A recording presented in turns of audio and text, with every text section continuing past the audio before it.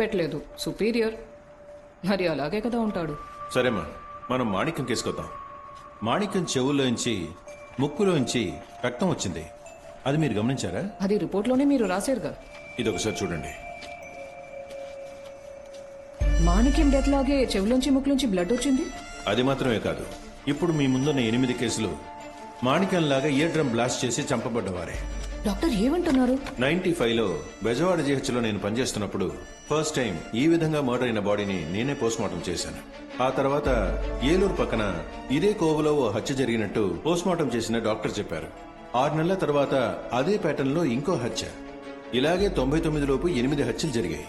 జరిగిన అన్ని హత్యల్లోనూ చనిపోయిన వారు చెవిలోంచి ముక్కులోంచి రక్తం వచ్చి ఎలా చనిపోయారో ఏ ఎవిడెన్స్ దొరక్క పోలీసులు సతమతమయ్యారు.